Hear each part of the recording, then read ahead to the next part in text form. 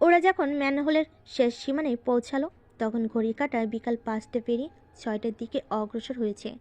ম্যানহোলের এপাশের ঢাকনাটা আটকানো, সেখান থেকে পানি ঝকমকিয়ে পড়ছে নিচে, আর সেটা বয়ে চলেছে সাগরের বুকে। সেই জমজমানো নোংরা পানির ভেতর দিয়ে বুক পর্যন্ত ডুবিয়ে এগিয়ে আসছে সাফন। রুমেশের ব্যাকপ্যাকটা ওর নিচের পিঠে, সেখান থেকে প্রয়োজনীয় সরঞ্জাম নিয়ে ও ম্যানহোলের ঢাকনার স্ক্রুগুলো খুলল এক একে। কিন্তু এতগুলো বছর ধরে এক জায়গায় স্থির থাকা ঢাকনাটা প্রচণ্ড রকম শক্ত হয়ে আটকে আছে ওর জায়গায়। সাফন প্রথমে নিজের হাত দিয়ে কয়েকবার ধাক্কা দিল ঢাকনাটায়, কিন্তু কাজ হলো না। এদিকে নোংরা পানির সংস্পর্শে এসে রুমেশা বারবার হাঁচি দিচ্ছে। সাফনকে আগের থেকেও বেশি শক্ত করে আঁকড়ে ধরে রেখেছে ও। পানি থেকেই গন্ধ আসছে বিচ্ছিরি। রুমেশার গা গুলাচ্ছে, ওর কিছুই কর নেই। সাফন আরও কয়েকবার হাত দিয়ে ধাক্কা দেওয়ার পরও যখন খুলল না, তখন সাফন একটু পেছন দিকে সরে গিয়ে ছুটে এসে পা দিয়ে আঘাত করলো ঢাকনাটায়। আর তখনই সেটা খুলে গিয়ে ছিটকে পড়ল কোনো একদিকে। নোংরা পানিটা হঠাৎ বাধাহীন হয়ে দ্বিগুণ বেগে বয়ে যেতে লাগলো যেন। ওদের সামনে এখন পানির ফোয়ারা, কিন্তু এই পানির নিচে শুধু পাথর। পানির উচ্চতা বেশি নয়, হাঁটু পর্যন্ত হবে। সাফনের কিন্তু খুব সাবধানে পা ফেলতে হবে, নইলে অসাবধানতা বশত যদি পা একবার কোনো পাথরে ফাঁকে আটকে যায় বা পা ফসকে যায়, তাহলে মরতে হবে দুজনকে। সাফন জোরে একটা নিঃশ্বাস নিয়ে রোমাঞ্চকে কোলে নিয়ে নেমে পড়ল সেখানে। তারপর হাঁটতে হাঁটতে পাথরের উপর বয়ে চলা পানিটা পার হয়ে ওরা এলো সমতলে। এখান থেকে আরও 1.5 কিলো দূরে জোনাস আর রবার্ট। সাফন হাঁটছে, ওর নিঃশ্বাস পড়ছে ঘন ঘন, মাঝে মাঝে একটু বেশি জোরে দম ফেলছেও। রুমেশা কিছুক্ষণ পর বলে উঠল, আমাকে নামিয়ে দিন এবার, বাকিটা আমি হাঁটতে পারবো, সমস্যা হবে না আমার। তোর শরীর ভালো না, বমি করেছিস একবার, শরীর দুর্বল হয়ে গেছে। আমি যদি জানতাম আমাদের সন্তান আসতে চলেছে পৃথিবীতে, তবে কখনোই তোকে আমি এই ঝামেলায় জড়াতাম না। এখন জড়িয়ে যখন গিয়েছিস, চুপচাপ বসে থাক। কিন্তু রুমেশা শুনল না। ও বারবার ওকে নামিয়ে দেওয়ার জন্য জোরাজুরি করতে লাগলো। ওর কথাই অতিষ্ঠ হয়ে সাফন এইবার বলল, বেশি ছটফট করলে সাগরের মাঝখানে ফেলে দিয়ে আসবো। চুপ থাক। তোকে ছোটবেলায় সারাদিন কোলে নিয়ে ঘুরতে পেরেছি যখন, এখনো পারবো। সৃষ্টিকর্তা আমার এই দেহটা অকারণে দেয়নি, তোকে কোলে নেওয়ার জন্যই দিয়েছে। ও আচ্ছা, তাহলে আমি আর কোল থেকে নামছি না। হুম। ম্যাথু পালাতে সক্ষম হয়নি। হার্ভার্টের গার্ডদের হাতে ধরা পড়ে গেছে ও পালিয়ে যাওয়ার সময়। তবু নিজের সাথে ছেলেগুলোকে ও সেফ জোনে পাঠিয়ে দিতে সক্ষম হয়েছে। শুধু ওই যেতে সক্ষম হয়নি, বর্তমানে ভার্সিটির পাশের এক বিল্ডিংয়ে পরিত্যক্ত একটা কামরায় চেয়ারের সাথে বেঁধে রাখা হয়েছে ওকে। চোখের কাছটাতে কালশিটে দাগ পড়ে গেছে, ঠোঁটের কোণাতে রক্ত গড়িয়ে পড়ছে চুয়ে চুয়ে। গায়ের পোশাকটা মারের চোটে ছিঁড়ে গেছে কয়েক জায়গায়। সে ছেঁড়া জায়গাটা দিয়ে শরীরে বিভিন্ন আঘাতের চিহ্ন উকি দিয়ে আছে। ওর পাশে হাতে মোটাসোটা একটা লোহা দণ্ড নিয়ে দাঁড়িয়ে আছে কয়েকজন ছেলে। এতক্ষণ ওরা ওকে লাঠিপেটা করেছিল, কিন্তু তাতে কাজ না হয় এখন লোহার দিকে এগিয়ে চলেছে ওরা। ম্যাথু যদি সাফনের লোকেশন ঠিকঠাক বলে দেয়, তবে এই লোহার রোডের একটা বাড়িও ম্যাথিউর শরীরে পড়বে না এবং তাকে ছেড়ে দেওয়া হবে বলে কথা দিয়েছে হার্ভার্ট। ম্যাথু চোখ বুজে পড়ে আছে চেয়ারে, নিজের মনের সাথে যুদ্ধ করছে ও। এই লোহার রডের একটা বাড়ি খেলেই ওর দম ফুরিয়ে যাবে চিরতরে। নিজের জীবন বাঁচানোর জন্য কি ও এখন বলে দিবে নিজের বন্ধুর কথা? কিন্তু যদি বলে দেওয়ার পর ওর কপালে মৃত্যুই লেখা থাকে, তাহলে? হার্ভার্টের উপর তার কোনো বিশ্বাস নেই। সে কথা দিয়ে কথা রাখে ঠিকই, কিন্তু সেটা শুধু বন্ধুদের বেলায়, শত্রুদের বেলায় নয়। তাহলে সে কি করবে? নিজের বন্ধুর প্রাণ বাঁচাতে সে চুপ থাকবে, নাকি তার জীবন বাঁচানোর জন্য বন্ধুটার সাথে সে বিশ্বাসঘাতকতা করবে? ম্যাথু চুপ করে আছে দেখে ওর পাশে দাঁড়ানো ছেলেগুলোর একটা তার হাতে থাকা রডটা উঁচু করে ধরল ওকে আঘাত করার জন্যই। মুভমেন্টের শব্দ পেতে ম্যাথু ঝট করে চোখ খুলল, তার সাথে সাথেই বলে উঠল, আমি বসের সাথে কথা বলতে চাই। রড উঁচু করা রড উঁচু করে ধরা ছেলেটা মুখ বেঁকিয়ে হাসলো নিঃশব্দে। তারপর রডটা আবার নিচে নামিয়ে সে পাশে দাঁড়ানো ছেলেটাকে ইশারা করলো হার্বার্টকে খবরটা দেওয়ার জন্য যে ম্যাথু তার সাথে কথা বলতে চায়। আদেশ পেয়ে সে ছেলেটা ছুটলো হার্বার্টের উদ্দেশ্যে। তার কিছুক্ষণ পরই সেই ছেলেটা আবার ঢুকলো কামরায়, হাতে একটা খানদানি চেয়ার নিয়ে। আর তারপর কিছুক্ষণ পরই 6 জনের একটা গার্ড নিয়ে কামরায় প্রবেশ করলো হার্বার্ট। হার্বার্ট এসে পায়ের উপর পা তুলে বসলো চেয়ারটায়।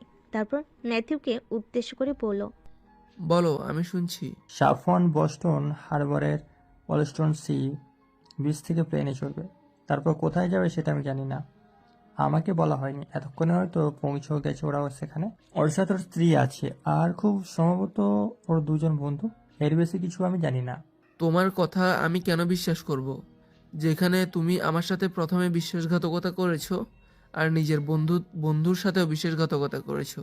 আমার কাছে নিজের বন্ধুর সাথে বিশ্বাসঘাতকতা করা ছাড়া আর কোনো উপায় নেই। নিজের জীবন বাঁচানোর জন্য আমাকে এটা করতেই হবে। আর সাফওয়ানও হয়তো আমার ব্যাপারটা বুঝবে, কারণ আমি ওকে বলতে শুনেছি জীবন বাঁচানো ফরজ। ফরজ অর্থ হলো অবশ্যই কর্তব্য। আর আপনার সাথে বিশ্বাসঘাতকতা করেছি কারণ আপনাকে আমি পছন্দ করি না, কখনো করিনি, এখনো করি না, ভবিষ্যতেও করব না। কিন্তু আমি এখন সত্যি কথাই বলছি। ওর হাত পা বেঁধে ওর কোমরের সাথে একটা পাথর বেঁধে সাগরে ফেলে দিয়ে আসো। ওর মতো বিশ্বাসঘাতককে আমার প্রয়োজন নেই, আর না সাফওয়ানের। বলে কামরা থেকে বেরিয়ে গেল হারবার্ট। আর ম্যাথু সে চেয়ারের উপর বসে নিচে চোখ দুটো বুজে নিল। প্রাণ বাঁচানোর শেষ চেষ্টাটাও তার ব্যর্থ হলো। রডধারী ছেলেটা নিজের হাতের রডটা রেখে এগিয়ে এলো ম্যাথুয়ের বাঁধন খুলে তাকে তার জন্য নির্ধারিত শাস্তি দেওয়ার জন্য। জোনাস আর হারবার্ট নিজের প্লেনটাকে সি বিচের রানওয়েতে রেখেই আশেপাশে ঘুরঘুর করছে সাফনার রুম আসার অপেক্ষায়। রবার্ট চিন্তায় পড়ে গেছে সি বিচের বালির উপর দিয়ে তার প্লেনটা ঠিকভাবে সে আকাশে ওড়াতে সক্ষম হবে কি না। কিন্তু সক্ষম তাকে হতে হবে, এছাড়া কোনো উপায় নেই। ওদের ল্যাবরেটরিটা হারবার্ট ষড়যন্ত্র করেই ক্লোজ করে দেওয়ার পর থেকেই ওরা সবাই দলছুট হয়ে গিয়েছিল, কিন্তু ওদের হৃদ্যতা কোনো অংশেই কমেনি, বরং আরও গাঢ় হয়েছে। রবার্টের মনে আছে সে যখন ল্যাবে একেবারে নতুন, তখন তার হাতে কোনো টাকাই ছিল না। তার স্ত্রী তখন সন্তান সম্ভবা, পেটে তার ট্রিপলেট। সি সেকশন ছাড়া আর কোনো উপায় ছিল না, কিন্তু তার স্ত্রীর অবস্থা এতটাই ক্রিটিক্যাল ছিল যে হয় স্ত্রী নয়তো সন্তান, তিনটার যে কোনো একজনকে বাঁচানোর অপশন দিয়েছিল ডাক্তাররা। ওর এত সামর্থ্য ছিল না যে কোনো বড় হসপিটালে নিজের স্ত্রীকে সে অ্যাডমিট করাবে। আর এই চরম বিপদ সংকুল অবস্থাতেই তার দুদিনের পরিচয়ের কলিগ সাফন এসে হাজির হয়। আর এর পরের পুরোটাই এখনও রবার্টের কাছে স্বপ্নের মতো। সাফন সেই রাতেই রবার্টের স্ত্রীকে নিয়ে শহরের সবচেয়ে নামি দামি হসপিটালে অ্যাডমিট করে। আর সেখানেই জোনাসের সাথে পরিচয় হয়। জোনাস ছিল সে হসপিটালের কার্ডিওলজিস্ট ডিপার্টমেন্টে। সে থেকে গাইনি ডিপার্টমেন্টের ডাক্তারদের সাথে কথা বলে রবার্টের ওয়াইফের জন্য সবচেয়ে সেরা ট্রিটমেন্টের ব্যবস্থা করে। আর হসপিটালের সমস্ত এক্সপেন্স বহন করে সাফন। সে এক্সপেন্সের একটা টাকাও পরবর্তীতে ফেরত নেয়নি সাফন। সেদিন তার স্ত্রী সহ তিনটা বাচ্চার থেকে দুটিকে বাঁচাতে পারে ডাক্তাররা, আর একটি বাচ্চা পেটের ভিতরেই মারা যায়। তবুও সেদিন সাফনের করা এত বিশাল উপকারের কথা রবার্ট আজও পর্যন্ত ভুলেনি। সেদিনের পর থেকে সাফন ওর জন্য এক বিশাল কিছু। এখন রবার্টের টাকা হয়েছে, বাড়ি গাড়ি প্রাইভেট জেট সব হয়েছে, কিন্তু সেদিন সাফনের করা উপকারের কাছে তার এই সম্পদের পাহাড় কিছুই না। তাই সাফনের জন্য যে কোনো রিস্ক নিতে সে রাজি।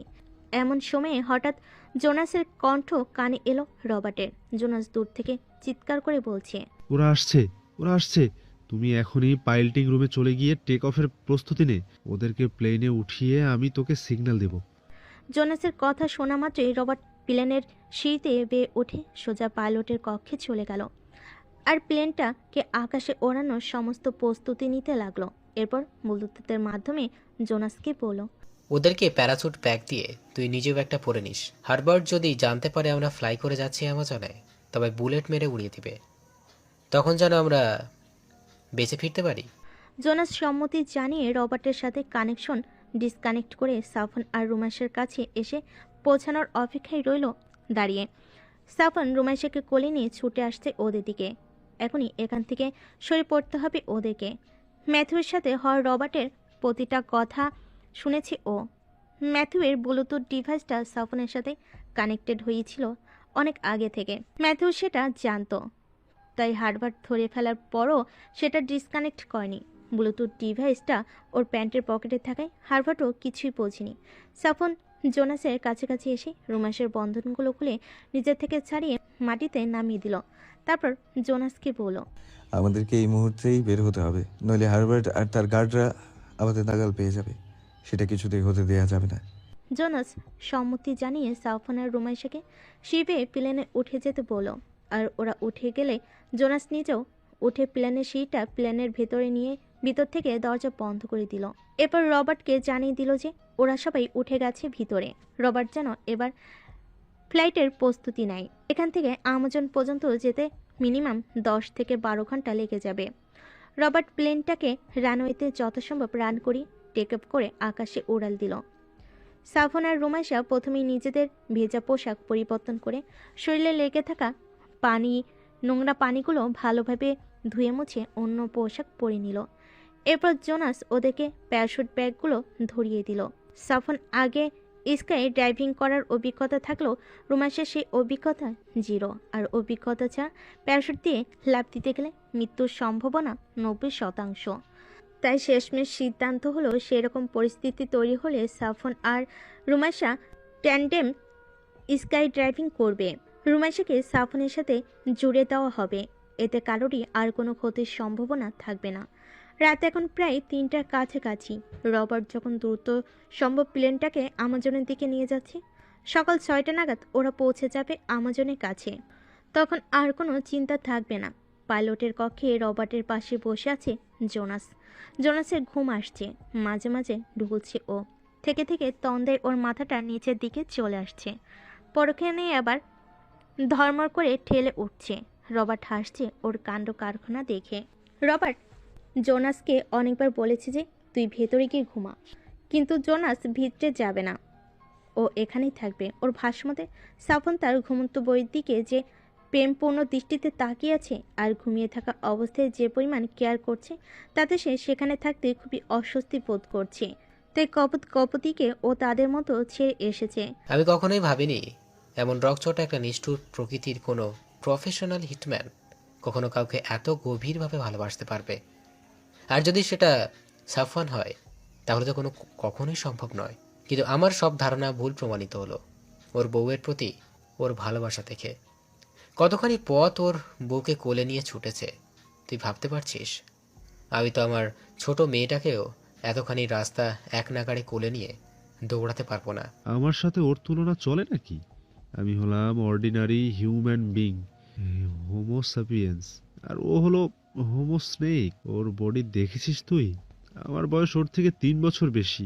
জিমে যাই সপ্তাহে 3 দিন, তবুও ভুঁড়িটা একটু একটু করে ফুলছে। আর ওকে দেখ, আমাদের ল্যাবের অপোজিটের 22 তলা বিল্ডিং এর 5th ফ্লোরে সেই ন্যান্সি নামের মেয়েটা কি পাগলই না হয়েছিল ওকে দেখে। একদিন তো শুধু আন্ডারওয়্যার পরে খুঁজে খুঁজে সাফওয়ানের বেডরুম পর্যন্ত চলে গেছিল। আর খেয়েছেও ঝটকা, মরেছে। মেয়েটার লাশ পাওয়া গেছিল পরদিন মেয়েটির ওই অ্যাপার্টমেন্টে। সাফওয়ান যে কিভাবে সবকিছু এত সুন্দর করে ম্যানেজ করে আমার মাথায় আসে না। এজন্যই তো তুই ডাক্তার আর হিটম্যান। তোর মতো মাথা থাকলে তুইও হিটম্যান হতি, কিন্তু তোর যে মাথা, হিটম্যান কেন, হিটমাছি হওয়ার যোগ্যতা নেই তোর। মানুষ মারার থেকে মাছি মারা বেশি কঠিন। তুই একটা মানুষের হার্ট বরাবর চাকু ঢুকিয়ে দিবি, খেলা খতম। কিন্তু একটা মাছি মারতে তোর জান প্রাণ বেরিয়ে যাবে। শালারা শুধু উড়াউড়ি করে। এই জন্যই তো বলছি তুই হিটমাছি, তোর হাঁটুর নিচে বুদ্ধি। প্রাইভেট জেটটির ভেতরের অংশের লং সোফায় মাথার নিচে কুশন বালিশ দিয়ে ঘুমিয়ে আছে রুমাইশা। আর আর ওর সোফার অপোজিটের সোফায় বসে আছে সাফওয়ান। চোখে ঘুম নেই ওর। একদিকে হারবাটের তার দলবল সহ নিজেদের উপর আক্রমণের সংখ্যা, অন্যদিকে বাবা হতে যাওয়ার খুশি। দুইটার কোনোটাই তাকে ঘুমাতে দিচ্ছে না।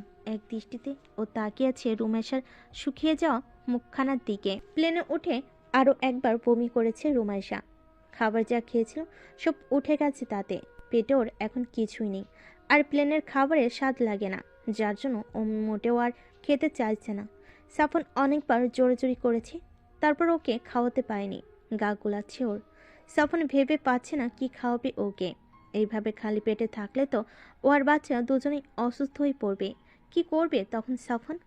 আর আমাজনে পৌঁছে খাবার জোগাড় করে খেতে খেতেই তো বেলা চলে যাবে। এতটা সময় না খেয়ে ওর রিমু কিভাবে থাকবে? সাফওয়ান বসা থেকে উঠল, তারপর পাইলটের কামরার দিকে এগোলো। জোনাস আর রবার্ট এখনও ওদের নিয়েই আলোচনা করছে। সাফওয়ান দরজা ঠেলে ভেতরে ঢুকতেই থেমে গেল দুজনে। ওরা দুজন হঠাৎ নিশ্চুপ হয়ে যাওয়ায় চোখে রবার্টের দিকে তাকিয়েও জিজ্ঞেস করলো, কি এমন কথা বলছিলি তোরা যে আমাকে দেখে থেমে গেলি? চলছে তোদের মাঝে বল।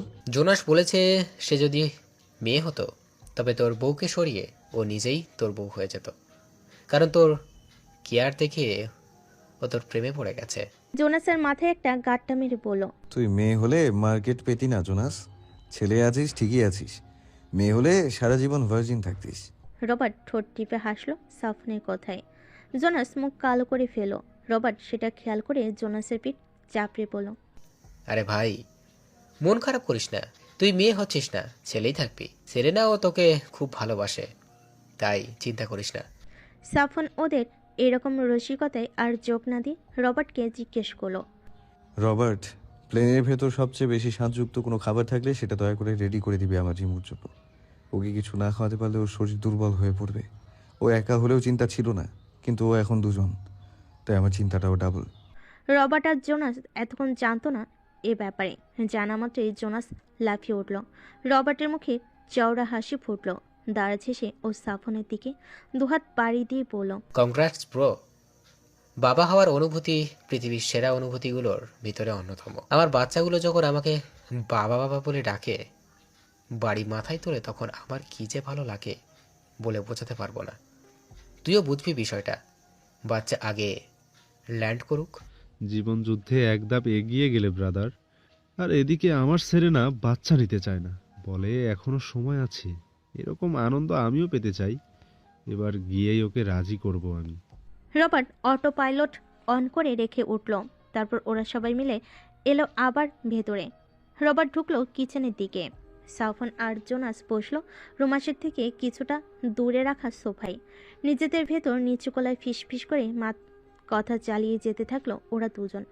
খানিকক্ষণ পর রবার্ট এলো প্লেটে করে একটা বিফ বার্গার আর স্যালাড নিয়ে। তারপর সাফনের সামনে ধরে বলল, বেশি করে বিফ দিচ্ছিস, সিজনিং দিয়েছি অল্প করে। তোরা কেমন খাস তা তো আমি বেশি জানি না, তবুও চেষ্টা করেছি, চিজ বেশি করে দিয়েছি। এটা চলে কিনা দেখ। আর স্যালাডটা আমার ওয়াইফের স্পেশাল রেসিপি, খুব মজার। তোর ওয়াইফের কাছে কেমন লাগবে জানি না, তবে আমার খুবই পছন্দের। সাফন রবার্টের হাত থেকে প্লেট দুইটা নিয়ে রোমাসের সামনে সোফায় বসলো। তারপর সেগুলো পাশে রেখে দিয়ে রোমাসের চোয়ালের উপর নিজের হাত দিয়ে ছোট ছোট করে চাপড় দিতে দিতে বলল, রিমু, রিমু রে, উঠ তো, খেতে হবে, উঠ। রোমাসা চোখ মেলল ধীরে ধীরে। তারপর সোফার উপর কিছুক্ষণ আড়মোড়া করে চোখ দুইটা রগড়ে শোয়া থেকে উঠে বসলো। তারপর সাফনের কথা মতো বেসিনে গিয়ে হাত মুখ ধুয়ে এসে আবার সোফায় বসলো। সাফন ওর হাতে আগে স্যালাডের প্লেটটা তুলে দিল। রুমাশা প্লেটটা হাতে নিয়ে খানিকক্ষণ তাকিয়ে থেকে বলল, আমাকে কি আপনার ছাগল মনে হয়? এসব পাতা পুঁতি দিয়ে ভর্তি করে রেখেছেন কেন? বাংলায় বলার কারণে জোনাস রবার্ট কেউই বুঝলো না। তবুও সাফন অপ্রস্তুত হয়ে একবার তাকালো ওদের দিকে। তারপর আবার রুমাশের দিকে তাকিয়ে বলল, এটা যথেষ্ট স্বাস্থ্যকর খাবার, খেলে শক্তি পাবি। চুপচাপ খা, বেশি বকিস না। আপনি খান, আমাকে বার্গারের প্লেট দিন। সাফন স্যালাডের প্লেটটা ঠেলে আবার রুমাশের দিকে এগিয়ে দিয়ে ধমকে সুরে বলল, প্রেগনেন্ট কে, আমি না তুই? আমি স্যালাড খেলে তোর কি লাভ হবে? চুপচাপ খা বলছি। রুমাশার রাগ লাগলো খুব।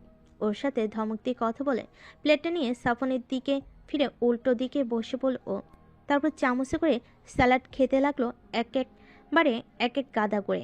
বার্গারটাও খাবি না, শুধু স্যালাডই খাবে। 5 মিনিটে সে বাটি ক্লিয়ার করে রুমাশে উঠে যেতে নিলে বেসিনের দিকে, কিন্তু সাফন থামিয়ে দিয়ে বলল, কই যাস? বার্গারটা কে খাবে? তোর নানা? রুমেশে কোনো উত্তর দিল না, তাকালো না, সোজা হেঁটে চলে গেল বেসিনের দিকে। তারপর প্লেটটা ধুয়ে প্লেট হোল্ডারে রেখে আবার চলে এলো ও নিজের জায়গায়। তারপর পানির বোতল থেকে ঢক ঢক করে পানি খেলো। সাফন কিছুই বলছে না, দেখছে শুধু রুমেশা কি করে। রুমেশ এবার সাফনের দিক থেকে মুখ ফিরে কুশল বালিশটা কোলের উপর নিয়ে জানালা দিয়ে বাইরে তাকিয়ে রইল। সাফন বার্গারের প্লেটটা নিয়ে রুমেশা যে সোফায় আছে সে সোফায় গিয়ে বসলো।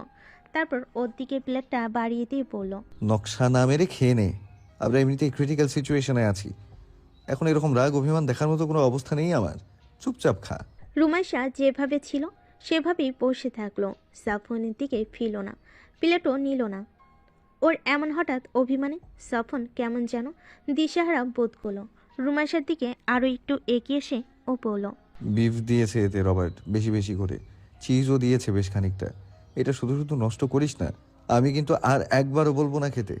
রুমেশা তখনও জানালার দিকেই তাকানো।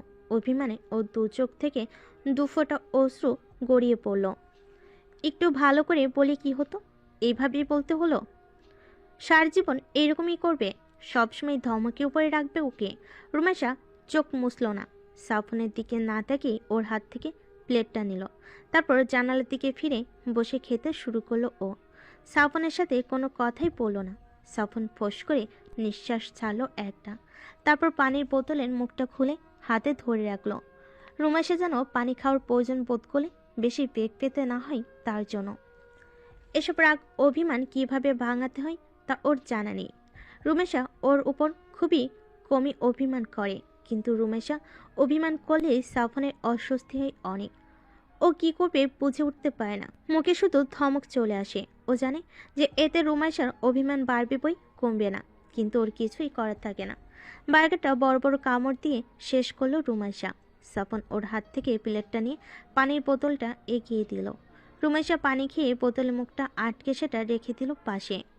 তারপর সোফার উপরে বসে দু হাত দিয়ে নিজের হাঁটু দুই জড়িয়ে ধরে মাথাটা হাঁটুর উপর বিশ্রামে রেখে সোফায় হেলিয়ে দিল। সাফন মনোযোগ দিয়ে দেখতে থাকলো ওকে। কিছুক্ষণ পরখ করে নিয়ে মৃদু গলায় জিজ্ঞেস করলো, খারাপ লাগছে? উত্তরের আশায় কিছুক্ষণ রুমেশের দিকে অসহায় হয়ে তাকিয়ে রইল ও, কিন্তু রুমেশের দিক থেকে কোনো উত্তরই এলো না। ও সেরকম করেই বসে রইল। সাফন ফোঁস করে নিঃশ্বাস ছাড়ল একটা। তারপর কুণ্ডলি পাকিয়ে থাকা রুমেশাকে টেনে নিজের কাছে নিয়ে আসার চেষ্টা করলো ও, কিন্তু রুমেশা শক্ত হয়ে বসে রইল। ও কিছুতেই সাফনের কাছে যাবে না। কিছুক্ষণ টানাটানি করার পরও যখন সাফন ওকে নড়াতে পারল না, তখন উপায় না পেয়ে সাফন রুমেশার বাহুর নিচ দিয়ে নিজের মাথাটা গলিয়ে দিল রুমেশার কোলের ভেতর। আর তখনই রুমেশার চোখ থেকে এক ফোঁটা পানি এসে পড়ল সাফনের চোয়ালের উপর। রুমেশা নাকের সাথে নাক লাগিয়ে সাফন নরম গলায় পড়ল, সরি, আর ধমকাবো না, কসম। এবারের মতো মাফ করে দে, আর কাঁদিস না। রুমেশা হাঁটুর ওপর থেকে মুখখানা উঠিয়ে নিয়ে সোফার থেকে পা নামিয়ে মেঝেতে ঠেকালো। তারপর নাক টেনে চোখ মুছল। সাফন ওর কোলে আগের মতো করেই মাথা রেখে বসে রইল। ওর রিমোট ছলছলে চোখ দুইটা দেখে ওর বুক ফাটছে, কিন্তু কিভাবে ওই মুখে হাসি ফুটাবে মাথায় আসলো না ওর। কিছুক্ষণ ওভাবে থেকে তারপর কাত হয়ে রুমেশার কোমরটা দুহাতে জড়িয়ে নিয়ে ওর তলপেটে মুখ ডুবিয়ে রইল সাফন। কিন্তু এই নীরবতা বেশিক্ষণ স্থায়ী হলো না। খানিকক্ষণ পর হঠাৎই বিকট শব্দ হয়ে উঠল ওদের প্রাইভেট জেটটা। টাল সামলাতে না পেরে সোফার উপর থেকে সজোর নিচে পড়ে গেল সাফওয়ান। ওর উপর হুমড়ি খেয়ে পড়ল রুমাইশা। পাইলটিং রুম থেকে জোনাস দৌড়ে এসে উত্তেজিত গলায় বলল, কারা জানি ফাইটিং জেট থেকে আমাদের জেটের উপর বুলেট ছুটছে। ডান পাশের উইং স্টার ইঞ্জিনে আগুন ধরে গেছে। আমাদেরকে এখনই জেট ছাড়তে হবে, নাইলে সবাই মারা পড়বো এখনই। জোনাস আবার দৌড়ে রবার্টের কাছে। সাফন হুড়মুড়িয়ে উঠে দাঁড়িয়ে গেল। নিজের পিঠের প্যারাশুট ব্যাগটা ঠিকঠাকভাবে বেঁধে নিয়ে রুমাইশাকে নিজের সাথে যথানিয়মে বেঁধে নিল। কাজগুলো খুব দ্রুততার সাথে করলো, কারণ যে কোনো সময় ইঞ্জিন ব্লাস্ট হতে পারে। জোনাস আর রবার্ট একই সাথে বেরিয়ে এলো পাইলটিং রুম থেকে। তারপর রবার্ট এসে প্লেনের দরজা খুলে দিল। তারপর সাফনের উদ্দেশ্যে বলল, সাফওয়ান, তোর আর তোর ওয়াইফের সেফটি বেশি প্রয়োজন। তোর আগে জাম্প কর। অ্যামাজন আর বেশি দূরে নেই, হয়তো 200 কিলোর মতো হবে। আমি আর জোনাস তোমাদের মতো ডিভাইডেড হয়ে যাব। আমরা জনপদের ভিতরেই থাকবো। তোরা ফরেস্টের দিকে এগিয়ে যাস। আর কবে আমাদের দেখা হবে জানি না, হয়তো আর কখনো দেখা হবে না। তোর বাচ্চাদের আমাদের কথা বলিস, আমাদের গল্পগুলো শোনাস। ওদের জন্য অনেক অনেক ভালোবাসা। Best of luck. সাফন রেডি ছিল। রবার্টের কথা মতোই জাম্প দিতে এগিয়ে এলো ও। জাম্প দেওয়ার আগে জোনাস আর রবার্টের দিকে একবার কৃতজ্ঞতার সূচক দৃষ্টিতে তাকালো ও, আর তারপর বলল, তোদের এই উপকারের কথা সারা জীবন মনে রাখবো আমি, আর আমার বাচ্চারাও। কপালে থাকলে আবারও দেখা হবে আমাদের। Stay safe. কথাগুলো বলে জাম্প করলো ও জেট থেকে। ওর পেছন পেছন চলন্ত প্লেন থেকে পালাক্রমে জাম্প করলো জোনাস আর রবার্ট। আর রবার্টের জাম্প করার কিছু মুহূর্ত পরে চলন্ত প্লেনটা মাঝ আকাশেই বিশাল শব্দ করে ব্লাস্ট করলো। রাতের আকাশে এই হঠাৎ আগুনে আলোকিত হয়ে উঠল চারপাশ। জেটটার বিভিন্ন যন্ত্রাংশ ছিটকে চলে গেল চারিদিকে। রবার্ট সবার পেছনে থাকায় একটা বড় টুকরো এসে ধাক্কা মারল ওর পেছনে। রবার্ট সে ধাক্কায় নিজের জায়গা থেকে খানিকটা সামনের দিকে সরে গেল। পিঠের নিচের দিকে প্যারাশুট ব্যাগের ঠিক নিচে কেটে গেল ওর বিগত খানিক। সেখান থেকে ফিনকিতে রক্ত পড়তে লাগলো। দাঁত মুখ খিচে সে তীব্র যন্ত্রণা সহ্য করে নিল রবার্ট। রুমাশা চিৎকার করছে সমানে। উচ্চতাকে ও বরাবরই খুব ভয় পায়, আর এখন এত উঁচু থেকে ওকে জাম্প করতে হয়েছে। আত্মা পানি হয়ে যাচ্ছে ওর পেছনে ওকে নিজের সাথে আটকে রেখে সাফন ওর এমন চিল্লানি দেখে সাহস দেওয়ার জন্য বলে উঠল, রিমু, ডোন্ট প্যানিক, চোখ বুঝে রাখ, আমি আছি তো, ভয়ের কিছুই নেই। হাত পাগুলো স্থির করে ভাসিয়ে রাখ, ছোড়াছুড়ি করিস না, নইলে দুজনেরই বিপদ হবে। আমি আছি এখানে, তোর সাথে আমি আছি, কিছুই হবে না। কিন্তু এ কথাই রুমাইশার কিছুই হলো না। ও একবার চোখ দুটো বন্ধ করেই চিৎকার জুড়ে দিল আগের থেকে বেশি জোরে। জোরে জোরে নিঃশ্বাস পড়তে লাগলো ওর।